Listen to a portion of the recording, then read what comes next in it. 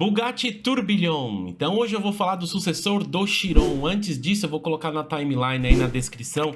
É meio que o tempo, né, de cada assunto, porque eu vou falar de algumas coisas diferentes até da Koenigsegg, né? Então dá na descrição. Primeiro eu vou dar uma leve introdução aí. Então voltei ao Brasil, passei 24 dias no Canadá, tenho um irmão que mora lá há 7 anos e meio, tem família, né, tem 3 filhos. O mais novinho que eu não conhecia que é o canadense, né? As outras são brasileiras. Então aproveitei lá para passar um tempo em família e fiquei meio off de tudo, né? Eu tava sabendo que estava acontecendo de lançamento, desde o Turbina que eu vou falar hoje, M5, a série 1, que mais? Puta, teve algumas coisas aí a mais aí que eu vou comentar ao longo do tempo aí, beleza? Vem vários briefings pra gravar, que eu quero dizer. Até ia deixar um outro momento gravado antes de eu viajar, só que acabou não dando tempo. Sempre dias antes da viagem acaba sendo corrida, acabou não dando tempo, né? Mas tudo bem. Passei esses 24 dias, cara, só fui ver alguma coisa de carro no Canadá, viu que 4 dias faltando pra eu voltar pro Brasil. Então até eu passei lá, vocês viram aí vídeo aqui no canal, né? Eu passando na concessionária da Ferrari e Maserati, e acaba sendo Alfa Romeo ali também. A da McLaren, que eu vi a Elvi, fiquei puto porque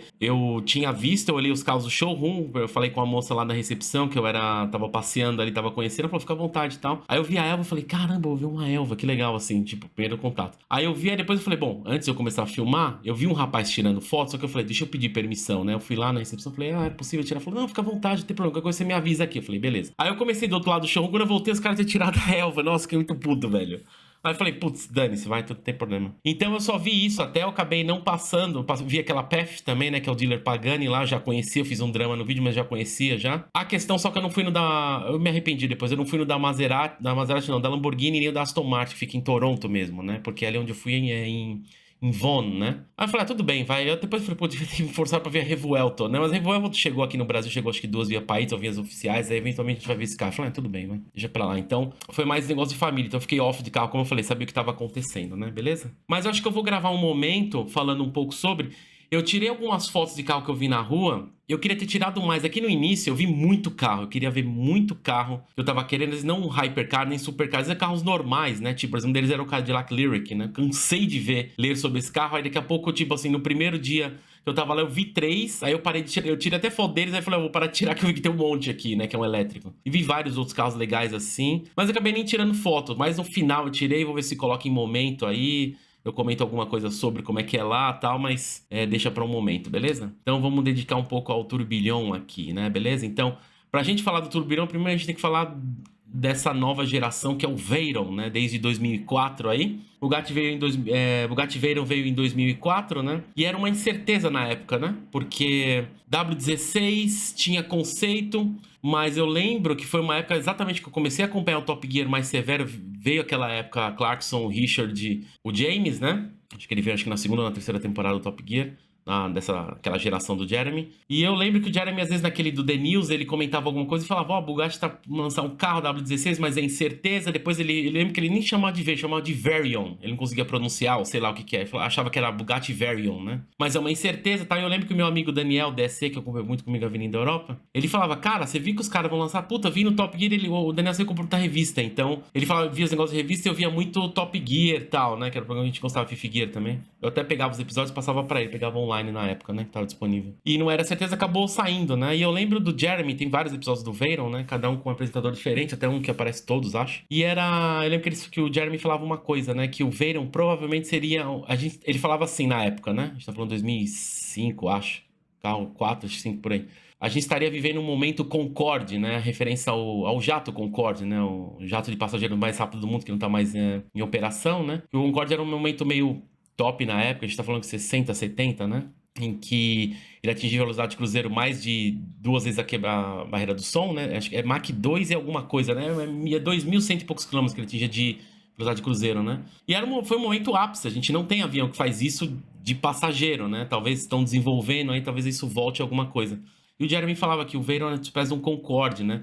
Carro com tipo 1.000 cavalos, era um negócio assim. 1.000 cavalos falar hoje parece meio comum, qualquer SF90 e Revuelto tem isso, né?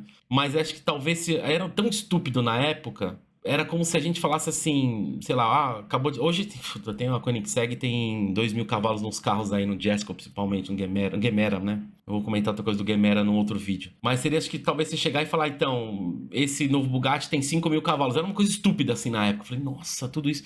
Mas a gente sabia o desenvolvimento, o negócio mexer com a aerodinâmica ativa, baixar o carro, isso sempre foi um desafio muito grande para Bugatti, né? E eu acompanhei isso daí por causa do Top Gear e do Daniel, então assim, a gente acompanhou, entre aspas, o Veyron, cada etapa do Veyron, de incerteza, até no momento final, eu falei, cara, esse carro não vai sair. É muito custo para a Volkswagen, gastou uma grana, até é dito publicamente que a Volkswagen fala que ela não ganhou nenhum putinho com o Veyron.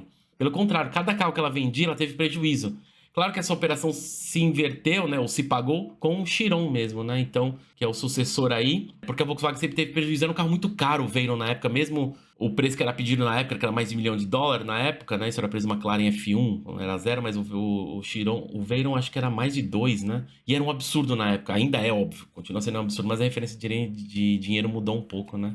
E falando em Veyron, a gente teve 2 unidades que passaram pro Brasil, você sabia? Muita gente fala de uma só daquela branca, né, que até eu vou pôr foto aí que eu cheguei a ver, no salão do automóvel, e até na concessionária. Teve uma concessionária Bugatti na Rua Colômbia, hoje acho que é uma loja de imóveis. E teve um outro que eu não vi, você sabia disso? Pouca gente sabe. Teve uma exposição, acho que chamava Volkswagen Group Media Night, um negócio assim, aconteceu em 2012, até eu dei uma pesquisada, que eu falei, como que era? Aí eu achei o nome, que é exatamente, é Volkswagen Group Media Night, 2012. E na época eu descobri que a Volkswagen acho que estava fazendo alguma apresentação formal do grupo, e teve um carro de cara, até vou pôr inserts aí, mas o problema é o seguinte, antes de tudo, as fotos que tem desse outro Veyron são muito pequenas. Porque acontece? Isso aí aconteceu um evento que foi dentro do Memorial da América Latina aqui em São Paulo. O Renato Belotti, sabe o Belotti Garage lá? Até eu descobri que ele foi nesse evento. Eu conversei com ele na época. Não sei se foi na época ou foi alguns anos depois. E eu lembro dele ter me falado, cara, eu fui, mas eu só escrevi, eu não tirei foto. Eu perguntei pra ele, mano, você tirou foto disso? A gente viu uma reportagem aqui no UOL na época, bem porcaria assim, né? E umas fotos pequenas, que provavelmente é essa que eu tô compartilhando aí com vocês. Falei, puta, jura por Deus que só tem esse tipo de foto? Provavelmente o jornalista profissional deve ter tirado foto melhor, mas eu não acho a notícia disso, né? Aí achei o nome do evento, busquei, tem até um vídeo que eu vou pôr aí pra vocês, então as resolução bem ruim assim, mas dá pra ver alguma coisa, porque a ideia era, até o presidente da Volkswagen, Volkswagen não, da Lamborghini, né, esqueci o nome, o Steve Wilkelman, lembrei. Ele tava lá, né, que ele saiu e depois ele voltou pra Lamborghini. Até tava mostrando a Galhardo, a terceira cara, né, que eu falo que é os para-choque de esquadra amarela, né? Eles trouxeram cada carro do grupo Volkswagen aqui. Eles estavam apresentando, acho que pra América, alguma coisa. E tava lá, vai aparecer pra vocês, o Veyron, né? É um Grand Sport Vitesse, é um cinza, né? E ele só veio pra uma exibição e foi embora. Tanto que a gente perguntou, tentou ir atrás e descobriu que o carro tinha ido embora. Acho que fez uma apresentação no Brasil, acho que foi pra Argentina, pro Chile, depois acho que foi lá pro México, um negócio assim, os carros não ficaram aqui. Falei, puta, a gente não vai conseguir nem ver, cara, isso. Ninguém tem foto decente, então, se tiver algum jornalista que estiver vendo aí, ver isso aí, tiver uma foto, quiser compartilhar com a gente aí, por favor, né? Manda aí contato@exclusivosnobrasil.com. Divulga aí porque, tipo, não tem foto. O vídeo é ruim em qualidade, mas tem lá, né? Mas, bom, teve o Veyron então, entre várias versões, Super Sport, Vitesse conversível e tudo mais, recordistas, tudo mais de velocidade. Depois veio o sucessor, que é o Chiron. Falando em Chiron, eu sim acompanhei o que aconteceu aqui no Brasil, que chegou um Chiron, né, via Python, a gente já sabia, a gente comentou até, acho que foi numa live que a gente fez com o Brasil VIP Cars, Bressali, abraço Bressali, do lado do Motor Cars Brasil. A gente comentaram alguma coisa do Chiron, o pessoal tinha falado pra não comentar muito, né, ficar mais aguardando, né. Na época, eu vou até falar assim, 2 Chiron, talvez venha mais um, não sei, não tenho certeza. A gente sabia, só que tava demorando um pouco pra aparecer. Eu falei, caralho, esse carro pode ter aparecido em maio, não era? Em maio, abril, tá demorando. Sabia que o carro tinha chegado, não tinha foto, mas a gente sabia que o carro tava aqui. Eu falei, puta, vamos esperar, né? Bom, apareceu aí, né? Eu vi as fotos aí, aliás, vou colocar até 2 aí. Obrigado, Edson, você deu 2 aí pra gente pôr aqui no vídeo, né? Eu vi o Chiron lá fora no Salão de Paris em 2019, 18. Quando eu tava com o Corner, a gente foi pelo Amigos por Carros, a gente foi lá no Salão de Paris, né? E eu vi lá o Chiron. Eu meio que sentei na soleira, o cara encheu o saco lá pra eu entrar no carro. E tipo, eu não... É aquele negócio... Hoje eu sentaria entrar no carro, mas você sente meio que, tipo assim, o carro é muito foda, assim, né? Então ele te intimida. Aí você fala, puta, vou entrar num carro caro desse, né? Não é meu? Não, eu devia ter feito isso, mas tudo bem. E tá aí, né? Então legal ter vindo aí, parabéns ao proprietário, espero que curta aí. Minha única tristeza é que... Cara, passado esse tempo no Canadá, a gente já sabia disso, eu vou falar o óbvio. A gente vive uma mentira nesse país, né? Quanto de imposto que a gente paga, sustenta um monte, uma máquina pública ridícula, vivemos mal, a gente mora mal, tá? Aqui no Brasil. Quando eu falo não é de casa, apartamento, a estrutura do país é péssima, assim. A gente é enganado por todos os lados. Já sabia disso, vou te falar, visitando depois, um país fora da pandemia, depois da pandemia, ficou muito pior, assim. Puta, é vergonhoso, velho, que a gente vive aqui, né? Postos, bom, mas não, isso tudo não é política. Em algum momento a gente errou na década de 90. Algumas decisões muito ruins que é consequente agora. Bom, não vou entrar nesse mérito, mas a gente queria ver mais caos como esse, né? E vendo sobre o turbilhão de maneira geral, antes de entrar nele, cara, eu fiquei encantado assim. Eu falei, cara, o Matt Remake é muito bom, né? Mas, aí o Chiron, várias versões aí, até tirei sarro, porque é tipo, é o último, é o último. Daqui a pouco o Mistral, que é o conversível, seria o último, é o último, é o último. Aí o Bugatti falando, esse é o último. Daqui a pouco foi lançando várias versões depois. Falando, mas que golpe é esse, velho? Aí daqui a pouco, puta, tem umas versões do Chiron. A que eu acho mais da hora é a Centojet, né? Que é a 110, que é muito engraçada a versão, essa edição, porque o Bugatti EB110 já é 110 anos da Bugatti. E o Chiron Centojet, ele é uma homenagem a uma edição especial que já comemora uma edição especial. Tipo assim, oi? Aí não satisfeito, a Bugatti lançou um outro, né? Acho que é Saint-Dizon. É que eu não sei como é que fala. Acho que é 110 em francês. Acho que é Saint-Dizon, né? 110 anos. Eu falei, mas que porcaria de versões são essas? Uns caras muito ruins pra edição especial. Marketing da maioria das empresas. Eu falei, nossa, cara. Aí teve várias versões aí do Chiron, né? E teve a última que eu acabei não comentando aí, que até eu xinguei. Falei, puta, mais uma versão. Até um cara me xingou lá. Eu falei, mas bora, desculpa, é mais uma versão. Nem que seja o último, mas é a última versão, né? Que é o Chiron Super Sport L'Ultime. Acho que é isso, né, o nome. Que é a última versão, até tem a assinatura da galera e tal, mas é isso aí, né? O Clarkson falou o negócio lá da... A gente viveu um momento com corte. Não foi bem isso, né? Até porque teve várias versões Super Sport, veio o Chiron depois, né? Então não foi o momento Veyron, que ele achou que é o seguinte, naquela época tava começando os Euros, eu não lembro se era Euro 4 na época, começou a vir muito agressivo. Então esses motores de alta litragem, principalmente W16, ia parar de existir. Então eu entendo ele ter falado um momento Concorde, mas não foi isso, né? Até homologou, passou, Chiron, agora a gente tem o turbilhão, que é V16, vou comentar mais dele. Mas tá aí, né? Legal ter visto essa história. O Chiron eu vejo que é mais um Veyron lapidado, sabe? Tipo assim, pegaram o Veyron, lançou absurdo, e tipo, então, calma, a gente pegou o Veyron, vamos dar uma lapidada, a gente consegue melhorar. E acho que é aí que veio o Chiron, né? E vendo a ideia do Matt Remake agora no turbilhão, ele meio que, tipo, não é... Apesar que o visual, aliás, vamos falar do visual, né? A frente do carro, o que vocês acharam? Eu achei muito, tipo, é um Chiron reestilizado, parece um Chiron lapidado, né? E a traseira ali é aquele, que é uma unidade que era o mais caro, né? Que é o L'Aventure Noir, né? Que a traseira, puta, eu falei, nossa, meu, que L'Aventure Noir. Depois eu fiquei pensando até o vídeo do Matt da Carwall, né? Ele até falou uma coisa que eu tinha reparado. Eu falei, realmente, parece P1 também, McLaren P1, né? Bom, o carro tem até um Frank lá na frente, né? Em alguns ângulos, tipo de perfil, por exemplo, pra mim me lembra mais o Veyron do que o Chiron mesmo, né? Chassi e estrutura são totalmente novos e agora tem as portas diédricas, né? Elas eram naquele estilo McLaren, né? E são elétricas também pela primeira vez na Bugatti, né? O Matti até falou que não queria um carro maior, o pessoal, os engenheiros, falando que é um carro maior. Isso foi... Todo mundo tá dando uma cutucada muito forte na McLaren, né? Por causa do Speedtail. Gordon Murray arrebentou fortemente com a T50, né? Principalmente do Fan lá. E o Matt Rimac também. Assim como os engenheiros falaram, não faz carro grande, né? Porque você quer deixar aquele efeito gota, né? O mais aerodinâmico possível, né? Mexendo com o coeficiente de arrasto. Até vou comentar uma coisa que o Matt Rimac falou bem legal, né? Eu gostei do que eu vi no turbilhão, assim... Apesar que parece muito Chiron, eu falei, pô, mas na hora que eu bati o olho primeiro, eu falei, mas esse é o Chiron? Aí eu vi e falei, é um pouco diferente. Ah, tá, entendi. É uma mistura, então, de Chiron refinado com L'Aventure Noir, talvez alguma coisa de P1 também, né? Então, a ideia do nome, né, o turbilhão, vem exatamente dos relógios, né? Turbilhão aí. Eu sou um entusiasta de relógio, mas não sou nem perto como o Henrique ou o pessoal do GMT-3 aí, Greg também. Mas eu acompanho eles, que eu acho legal assim. É uma coisa que eu não manjo de relógio, eu sei alguma coisa que eu aprendo com eles. Mas eu aprecio uma boa arte, assim, quando você olha, né? Não gosto Não teria um relógio turbilhão no meu pulso, mas eu gosto muito da arte. Você vê aquilo e fala, nossa, como é bem desenhado, hein, cara? Até eu vi o próprio relógio que eu vou começar a comentar alguma coisa de Jacob Co. Eu falei, puta, cara, eu não sei porque que os caras não fazem um display, tipo aqueles relógios carrilhão de pôr na sala, com essa estrutura que eles fizeram, porque vai ficar lindo, porque no pulso, puta, eu acho meio brega e muito grande também. Mas a arte é fantástica que os caras fazem, né? Então o nome, eu falo do nome do turbilhão, né? Então, na verdade, ele remete, né? Exatamente à alta relojoaria, né? Acho que é o movimento mais complexo, talvez, que a gente tem hoje, né? É um movimento inventado pelo Abraham Louis Breguet, né? Que é acho que é da marca Breguet mesmo, né? 1795, cara. Como é que pode, né? Então é um gênio aí suíço aí que viveu na França no início de 1800, 1795 na criação, né? Então uma criação, a definição é meio que assim, a criação completamente original sem comparação, né? Complexa, bonita, ajudando a neutralizar os efeitos da gravidade em um relógio para garantir a cronometragem mais resistente, né? Então, mais de 200 anos depois ainda é meio que reverenciado como o ápice da relojoaria, né? Talvez até a ideia do turbilhão como uma engenharia também, né? Ele fala para compensar o negócio de gravidade. Vamos pensar que um hypercar ele mexe com isso também, um supercar também, mas um hypercar, né? Ele mexe com questões de gravidade, então a gente entende a referência e é muito legal que o Matt Rimac, acompanhando, mesmo lá no Canadá, eu vi algumas reportagens dele, ele falando, cara, putz, esse cara é bom, velho, é muito bom, assim, porque, puta, lá vem um monte de tela, vai fazer mais do mesmo, mas num carro mais refinado, vai ter... Não, pelo contrário, ele falou que a tara do... O cara que tem muito dinheiro, ele não quer saber de tela ou de torque instantâneo como carro elétrico. Ele viu que os donos de Bugatti, eles estão... É pela arte mesmo, né? Então, é aquele negócio que a gente fala dos V12 Ferrari, né? A 12 cilindro, por exemplo. Ele não vai ser o carro mais rápido. Você tem um carro mais rápido que faz esse favor pra gente, que é a SF90 ou a mesma XX lá, né? Você quer míssil, você compra ela. Você quer, tipo, paixão, ronco e tal, você vai no 12 cilindro, né? E alguns hypercars da Ferrari, eu tô dando a Ferrari como exemplo, né? Então ele tem entendido isso e acaba sendo uma proposta meio Pagani também, né?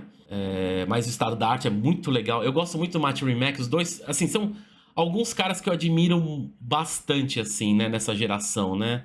Horácio Pagani pela sua arte, o Christian von Koenigsegg, que até o Matt Rimac comenta, acho que não sei se é no vídeo da Car Wall, do Top Gear, eu vi esses vídeos também pra gravar isso aqui, eu li press release, eu fiquei boa parte de um dia estudando sobre esse carro pra comentar uma coisa com vocês, até pra ter uma ideia do que é, né? Christian von Koenigsegg, que até o Matt Rimac cita, tipo assim, pela complexidade, o Christian até vai a mais, ele fala, né? Porque ele quer desenvolver tudo, até a roda é desenvolvida por ele, né? Aí você tem o Gordon Murray, cara, assim, entre todos eles, né, o Matt Rimac também, até eu brinquei naquele vídeo que tem entrevista do Top Gear com todos, e até o cara lá, um americano, esqueci o preparo, da Hennessy. Eu falei, nossa, o que esse cara tá fazendo aí? Eu respeito ele, mas tem empresa tendo processo e não sei nem o que ele tá fazendo lá, né? Tinha que ter o Horácio pagando no lugar dele. Teve aquela entrevista do Top Gear, eu falei, cara, a gente tá com uns gênios aí nessa nova época, né? E admiro todos de uma maneira muito especial, assim, sabe? Hoje, se fosse escolher um de todos, de Christian, Gordon Murray, Matt Rimac e Horácio Pagani, digamos assim... Puta, vai jogar todo mundo pra fogueira. Salva um. Puta, provavelmente seria o Gordon Murray. Mas assim, seria injusto com o Christian, com o Horácio e com o Matt Rimac, que ele... Você pensa, puta, o cara veio focado com tecnologia elétrica.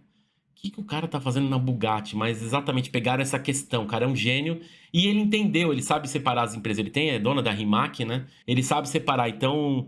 Achei muito bacana. O cara jovem, provavelmente mais jovem que eu acho. Menos de 40 deve ter, né? E o cara ter essa cabeça, entendeu a proposta, meu, genial, assim. Então, quando eu fui vendo os vídeos, assim, eu falei, puta, esse moleque é bom, hein, meu? Ele conseguir fazer isso, entender essa proposta, vir o carro, e ele tem essa questão também ele tem uma mistura de tudo, né? O Gordon Murray também, um negócio de engenharia, ele falando do V16 que era um sonho dele. Eu falei, puta, esse cara é um gênio, meu. Assim, puta, imagina um carro criado junto entre Christian Gordon, um carro cooperação Christian Gordon, Horácio. O Horácio eu vou deixar mais em quarto lugar, mas o Gordon também. É Christian Horácio Gordon, né? Mas continuando aí, né? Vou falar ainda da Jacob & Co, que ajudou na cooperar o design desse carro, né? No interior do carro, né? A ideia de colocar tela, né? Acaba envelhecendo em menos de uma década. Ele tem razão, o Matt Rimac falando, né?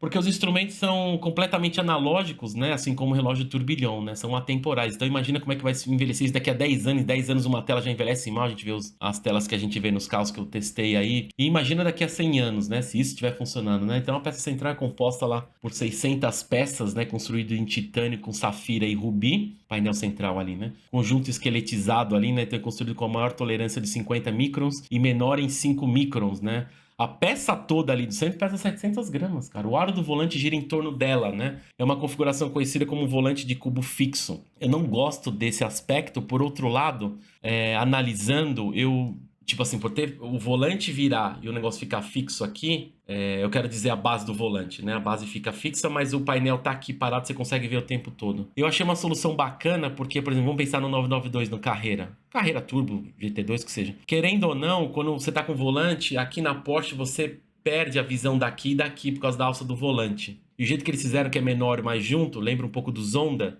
é mais da hora, é mais bonito de ver, né? E você tem uns painéis o tempo todo. Uma proposta diferente, talvez, da Koenigsegg, que o Christian fez no Jesko, né? No Jesko ou no Gemera, eu não lembro. Você pega o volante e a tela meio que... Ela tem um giroscópio, né? Inicialmente eu não gostei, eu acho que a solução da Bugatti acaba sendo melhor, claro, por ser analógico, mas eu achei a ideia da Bugatti aqui no turbilhão mais bonita do que o do Koenigsegg, né, nesses pontos. O Christian é um gênio, né? Até vou falar pra ele mais tarde. Mas ainda assim, o carro tem uma tela lá, né? É de alta definição, tem Apple CarPlay, Android Auto, ele fica escondido da tua vista, né? Até que você peça para ser mostrado, né? Exibe os dados do veículo, oferece uma conexão móvel perfeita, então, né? Então, o mecanismo de touch na parte superior no console central, modo retrato para câmera de ré, né? Porque a grande questão que até o Matt Rimac tava falando que o Chiron, ele tem uns pontos cegos, somente do aerofólio quando levanta, né? A gente ia falar disso daí, acho que é das McLarens também, né? Você tá vindo rápido, você freia, puta, o air brake lá fecha, você não vê porcaria nenhuma atrás, né? Então ele fala que no turbilhão dá pra ver. Então se você tá com a câmera acionada, a câmera atrás, você dá ré, o LCD ele fica na tombada, na posição horizontal. Se você não moda no normal Apple CarPlay, ele volta pra vertical, né? Isso eu achei bem bacana, né? Então em apenas 2 segundos do modo normal pro paisagem, né? Aí tem aquele padrão lá Ferrari, né, que muitas montadoras vêm copiando, né, que os assentos são fixos, o que move são os pedais e o volante, né. Uma coisa que eu não vi eles falando muito foi o sistema de alto-falante, porque esse carro não tem. Tem algumas coisas assim, vamos lá. O Matt Rimac, ele fala, né, o carro vai ser início de produção em 2026, então o carro não está totalmente desenvolvido. É meio que aquela proposta que o Christian Weich faz com a Koenigsegg, né, assim como o Gordon também. Então ele mostra o conceito do carro. Ah, isso aqui tá funcionando não, que a gente tá em desenvolvimento. Então tá alinhando as peças, vendo o mecanismo, aquelas coisas todas, né? Então ele fala que não tem alto-falante. E é um sistema novo que eu não vi ninguém falando sobre, então calma. Tem coisas que... Essa é a ideia do briefing, exatamente dar uma briefada e entender o que é de maneira geral. Quando tem o NBcast, a gente conversa mais sobre, então a gente vai ver como funciona o sistema do som do carro mesmo, né? Mas, então, não tem alto-falante, não tem subwoofer tradicional, um sistema avançado que eles falam que apresentam excitadores nos painéis das portas e em todo o carro para usar os painéis internos existentes como alto-falantes. Então, um sistema mais leve e eficiente do que as configurações de áudio tradicionais, né? Então, vamos ver como é que vai ser. Referente a Jacob Co., né? Que é a empresa que faz relógio aí, tá desde 1986, se não me engano, é uma empresa americana, né? Que em 2019 eles fizeram uma parceria com a Bugatti, aí criou um relógio inspirado no Hypercaos. Então tem relógio dos Chirons aí, algumas versões de Chiron, não? Então Jacob Arabo, né? O fundador e presidente da Jacob Co., ele fala o seguinte, se você for entrar no site da Jacob Co., né? Vivo para levar a relojoaria a novos patamares, criando designs e complicações com os quais ninguém sequer sonhou. A Bugatti é a mesma ideia. Eles levam tudo além do que todos pensam a ser o limite, né? O Bugatti Turbilhão é o nosso relógio mais avançado, a grande conquista de uma grande parceria. Então o relógio chama Bugatti Turbilhão mesmo, né? Nunca antes a semelhança entre o relógio e o automóvel foi levada tão longe com tanta precisão. Aí ele fala lá, né, que um total de 10 elementos de design definidores são diretamente retirados do carro, né? O formato da caixa Bugatti Turbilhão é o mesmo do carro da Bugatti, com a grade frontal ladeada por 2 entradas laterais do radiador. As laterais da caixa mostram 2 grandes aberturas de safira, moldadas e coloridas como as janelas laterais do carro. Aí os submostradores são projetados com o painel do carro e o contador de RPM. O seu autômato emula o novo bloco do motor V16 do carro até seus coletores de escape, né? Então, até a coroa de corda ali imita os acabamentos nos botões do controle mesmo, né? Aí a Jacob, então, cooperou, então, para desenvolver os mostradores desse carro mesmo, né? É até interessante, eu achei meio esquisito, né? No press release da Bugatti, e eu entrei no site deles para pegar para ler o completo, eles não falam em nenhum momento que é Jacob Co., né? Mas a Jacob Co. fala que eles eram parece orgulho de porra de montador de grupo, né? A Volkswagen, não coloca o nome desses caras aí, não. Até o Matt Rimac fala que em 2020, acho que foi 2020, né? Que ele foi convidado para ser CEO, ele já estava querendo ter um V16, e um momento ele foi para a Suíça para buscar exatamente as grandes relojarias aí, né? Principalmente produção artesanal, né? Porque a Jacob Co. é uma empresa americana, mas acho que a sede fica, acho que em Nova York, se não me engano, mas a empresa é desenvolvida lá na Suíça, né? Nos mecanismos. Então, bacana. Uma pena que a Bugatti não deixa claro que a Jacob Co. Você tive que olhar, porque eu vi o anúncio da Bugatti, acho que até no Instagram compartilhou alguma coisa de Jacob Co. No mínimo deve ter sido forçado, né? Porque já que não tem no press release. Podia falar, né? Em comparação com a Jacob Co. Não tem, velho. Achei uma merda isso. Até nos vídeos, se vocês perceberam, eu não vi se tá escrito Jacob. Não, acho que nenhuma parte do carro tá escrito Jacob Co., né? Bizarro, né, meu? Os caras podiam ter... Eu vi até uns vídeos da Jacob Co., mas eu dei uma olhada nos relógios, a complexidade com o design e a arte que é do relógio, assim, você fala, caramba, que legal, velho. Eu não teria, né? No meu pulso, se fosse uma obra de arte pra deixar na minha sala, beleza, ou na minha garagem junto com o meu turbilhão, mas... É legal, velho, que os caras fizeram assim a complexidade e a história um pouco da marca, né? Bom, referente ao motor, né? Então a gente tem um motor totalmente novo, V16, aumentou a litragem, era para 8.0, né? Que era W16, 8.0, aqui é V16 8.3, olha só.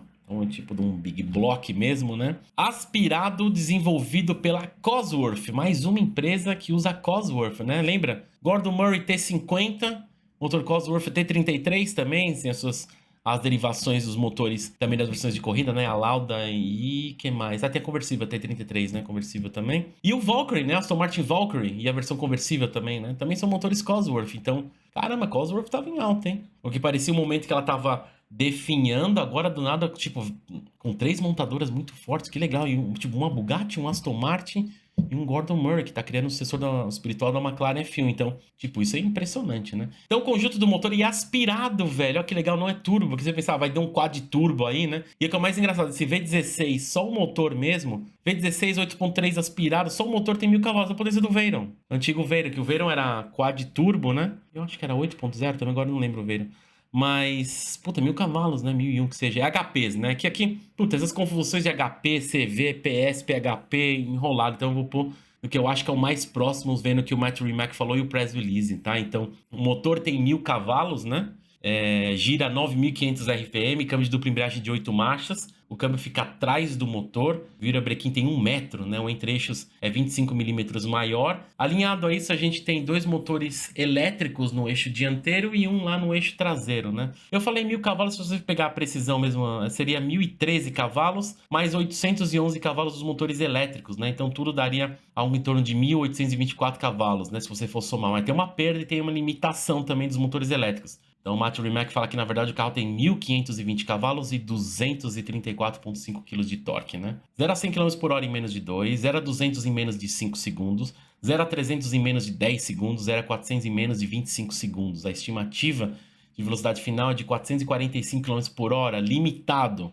Mas eles falam que vai ter um outro tipo de limitação também que pode chegar a 412 km por hora, né? Eu acho que existe isso por conta dos pneus. A grande questão é como é que vai ser a homologação também, se os pneus vão aguentar. Vamos ver o que eles vão falar, né? O Matt Rimac fala uma coisa bem bacana também. Puta, como design e perspectiva, ele dá uns aspectos de aerodinâmica que a gente pensa que o coeficiente é o principal, mas ele fala o seguinte, é muito da hora isso, né? Para a velocidade máxima, né, a coisa mais importante além da potência é a área frontal lá do carro, né?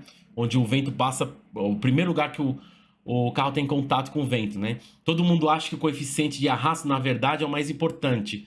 Mas ele fala que o mais importante é a área frontal lá. Que para pegar toda a força de arrasto frontal, você multiplica o coeficiente de arrasto com a área frontal.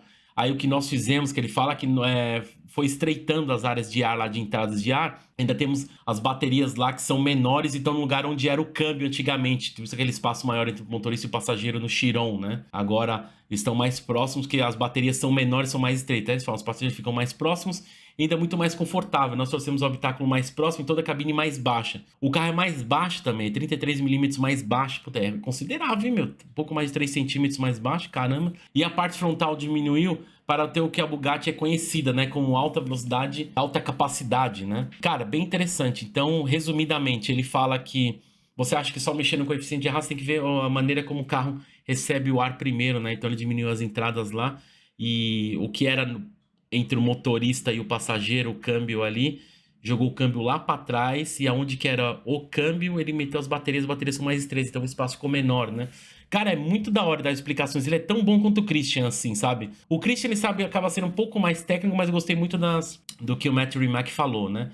O peso do motor do carro, ele fala que é 252 quilos, como referência, o motor do Veyron são 625, olha a diferença. De 625 para 252, né? A bateria do carro é de 25 kWh, fica no meio do carro, como eu falei. A bateria pesa 200 kg, né? A autonomia do elétrico vai ser 60 km, tração nas 4. Vai ter os modos de condução. O que você quer saber, eles vão falar ainda mais sobre os modos de condução ali, alguma coisa, mas vamos deixar mais pra frente no NBcast. É que no modo combustão só vai ser tração traseira, né? Isso é muito bom. Com todo esse sistema, esse carro vai pensar menos que o Chiron. O Chiron pesa algo em torno de 2 toneladas, tá? Acho que é 2 toneladas e 5, se eu não me engano. E o turbinão, ele fala que, não sei se no Flopigueiro, no Dakar Wall, ele fala que eles estão tentando, eles vão fazer menos de 2 toneladas. Eu falei, caramba, que legal, velho. O sucessor, que tem bateria, tem motor elétrico, ele vai ser mais leve. Isso é muito foda. Eu acho que é isso que é É a grande questão, né? E isso, de maneira geral, um chupa BMW. Vou gravar o briefing da M5, da nova. Eu não sei se vai chamar G60. Será que é G60? Porque, tipo, puta, a M5 nova tá o quê? 2,5 toneladas, parece, né? Que eles estão falando. Eu falei, nossa, meu Deus do céu, velho. O que acontece com a BMW? Tá errando tudo, velho. Em várias coisas. Que os caras estão comprando ainda. Os carros são bons, mas os carros estão ficando muito pesados, velho. Como que o carro W16 híbrido pesa menos de 2 toneladas? Como que a M5 tá pesando tanto, velho? Tem várias brincadeiras até. O pessoal fala que... Eu acho que eu tinha compartilhado no Stories que a M5 não pesa mais que uma Sprinter. Aí eu vi outra pessoa comentando também que não é só uma... É uma Sprinter com mais 300 quilos, né? Aí eu falei, nossa, é bizarro para pensar dessa maneira, né? Mais 300 quilos de carga, a gente quer dizer, né? Nossa. Aí ele fala que os engenheiros da Bugatti economizaram 45% do peso em suspensão, impressora 3D, né? Em comparação ao Chiron. Nova geração dos freios de carbono de cerâmica. Os pneus são Michelin para Sport 285 35 20 na frente, 345 30 21 atrás. São desenvolvidos personalizadamente para o turbilhão. Esse eu acho meio cagado que custa altíssimo depois, né? Serão 250 unidades a serem produzidas, custando cada um 3,8 milhões de euros. A produção em 2026, como eu tinha falado, né? Matt Rimac realmente arrebentou. Parabéns, cara. Isso é uma obra de arte porque são poucos carros em que, tipo assim, a gente já imagina, vai ser um Chiron melhorado, vamos colocar híbrido, vai ficar mais pesado, tá? Vai pesar 200 quilos a mais, nada. O carro é mais leve. Tudo que ele fez, que ele pensou, ele realmente é aquele cara que faz a lição de casa, né? Puta, mas a gente tem bons caras aí, hein? Enquanto eu vejo montadores BMW errando, Mercedes fazendo cagada, Audi também fazendo umas merdas. E aí vem um cara desse, assim, mais jovem, cabeça mais nova, tipo, tá humilhada muito forte, né? Até eu tava pensando alguma coisa da Koenigsegg mesmo, né? Porque o Matt Rimac, ele é dono da Rimac também, que faz o Nevera, né? E a Rimac, ela fornece baterias para algumas empresas, né? Entre elas a Koenigsegg. Aí você fala, opa, tem uma coisa errada, porque o Gemera, né? Que vai ser aquele mega carro de quatro lugares e tal, e vai ter bateria. Inclusive, saiu uma notícia, até pôr aí pra vocês, que a Koenigsegg meio que descartou o 3 cilindros, vai ser motor V8. Quase todo mundo decidiu ir pelo motor V8, né? Ao invés do 3 cilindros, né? Talvez os 3 cilindros o Christian tinha que vender, ou produzir um carro popular, sei lá, para não perder esse motor, que a tecnologia do Free Valve é muito foda, né? E olha só, hein? Mais uma confirmação de que o rico não quer saber de downsizing. O cara quer saber de arte e tudo mais. Então, vamos ver como é que vai ser aí, né? Ao conflito que eu acho que tem aí, talvez um conflito de interesse, porque a gente ficou comentando, acho que eu, o Matheus e o Henrique, a gente comentou no NBcast, né? Imagina uma empresa tipo a Michelin, que ela vai desenvolver pneu. Então ela desenvolver, vou dar exemplo, né? Junto com a Ferrari, junto com a Porsche, Lamborghini e McLaren, por exemplo. 4 empresas. Imagina que essa empresa de pneu está desenvolvendo junto às montadoras. Cara, você tem que ter 4 equipes diferentes, elas não podem se conversar, né? Porque são segredos industriais, é a montadora junto com a empresa de pneu desenvolvendo, né? Você fica imaginando isso. E o Matt Rimac vai estar num momento complicado, porque ele tem um Nevera, que produz a própria bateria, né? Ele fornece pra Koenigsegg também, que querendo ou não é um concorrente direto, sabe? Tipo, eu sei que você vai falar, mas um é de luxo, tá? São 2 mega carros, né? E é estranho, fornece pro Gemera. Aí eu fico imaginando, tipo, tá, mas a equipe do Christian tá desenvolvendo junto da Rimac a bateria. Mas o Matt Rimac é um CEO da Bugatti e da Rimac. Como é que funciona ele acesso a esses contratos, né? Deve ter limitação. Eu fico imaginando como é que essas decisões de empresa, né? Pra não dar conflito lá na frente, tipo, dependendo, sei lá, pensando num cara na má fé, ele pega uma tecnologia que o Christian desenvolveu e copia, joga na Rimac, ou joga na Bugatti. Já pensou nisso? Então, tipo assim, o Christian desenvolvendo um sucessor do Jesko, por exemplo, mega car híbrido, por exemplo, um Jesko com bateria. E, tipo, o Matt Rimac vai ter acesso a isso, né? Teoricamente, o cara é CEO da companhia. Vamos ver como é que vai ser isso. Eu acho que tem uns conflitos de interesse, né? Eu não sei o que vai acontecer no Matt Rimac, não sei como é que vai ser o futuro, né? Mas, passando isso, o que eu queria falar da Koenigsegg, né? Que a Koenigsegg também soltou uma notícia aí, que ela quebrou novos recordes, né? De velocidade.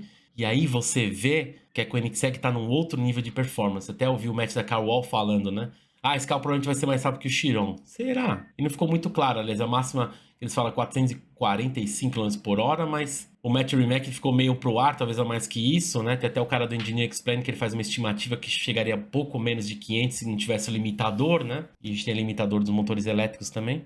Mas o legal da Koenigsegg foi os testes, né? 0 a 400 e 0 a 400 a 0, né? Isso aí, então a resposta da Koenigsegg veio aí, não quis ficar calado o Christian. Então, o recorde do Jesko Absolute, que é o low drag, né? Então, 0 a 400 km por hora do Jesko Absolute é 18,82 segundos. Eu vou pôr na tela para ficar mais fácil o pessoal visualizar. O do Chiron é 32,6 segundos. Olha isso, velho. É 13,78 segundos mais lento. Olha como o Jesko é mais rápido que o Chiron. Aí você vai olhar o turbilhão, que acaba sendo mais rápido, faz em 25 segundos. Cara, O turbilhão é 6 segundos mais lento que o Jessica Absolute. Como é que pode de 0 a 400 metros? Olha como o Christian tá num outro nível de performance. Aí você vai olhar o 0 a 400 a 0 do Jessica Absolute, 27,82. Cara, o Chiron faz em 42 segundos. Como é que pode isso? 14 segundos mais lentos. Oi? Olha que absurdo, velho. Como é que tá o nível do Christian, né? Lembrar que a Koenigsegg deixa claro lá que eles fez isso usando o Pilot Sport Cup 2R e a gasolina é 85, então 85% de etanol, né? Cara, olha o nível que tá a Koenigsegg, né? Então, é impressionante que a Bugatti, não é menosprezar a Bugatti, pelo amor de Deus, mas você vê tipo, o turbilhão vai ser o mais rápido do mundo. Vai nada, tá longe ainda. E olha como é que tá o nível da Koenigsegg. Então o Christian acho que fez a questão, tipo, o Matthew Rimac soltou esse turbilhão aí, não vou ficar atrás não, vou colocar o meu recorde. Eu acho muito foda. Ele deve ter feito o recorde nesse meio tempo que anunciou o turbilhão pra ter anunciado com a Koenigsegg. Christian é foda. E é isso aí, tá bom? Então foi isso de maneira geral do turbilhão. Achei fantástico tudo. Meu, nota 1000, assim. O Chiron eu acompanhei, mas não tanto, porque eu tive uma ideia que não é bem isso, é o Veyron lapidado. 1.500 cavalos e tal, né? Aí eu vi o turbilhão é um outro carro, velho. Então o turbilhão me chama mais atenção. Acho que não me chama mais atenção desde o Veyron, né? O Veyron era aquele impacto, mas aí o turbilhão veio um negócio de outro planeta aí, né? Então legal que eles conseguiram fazer. E 250 unidades, provavelmente vai ter outras versões mais pra frente. Daqui a pouco aparece Centojet aí, vai ter uns Vitesse da vida. Se bem que não lançaram nenhum Chiron Vitesse, vai ser o Mistral, né, que eles chamaram. A gente vai ter outras versões especiais, fica tranquilo. Beleza? Então é isso, foi grande, complexo, o carro tem mais detalhes, mas vamos deixar no NBcast, porque a gente consegue nomear lá com mais detalhes, né? E é isso aí, tá bom? Se você gostou desse vídeo, deixa o seu gostei, inscreva-se no canal. Vamos pros próximos briefings, conforme eu vou editando, eu vou soltando aí, tem lançamento, então tem bastante vídeo mais pra frente aí ao longo do tempo. Um abraço, a gente se vê no próximo vídeo. Valeu!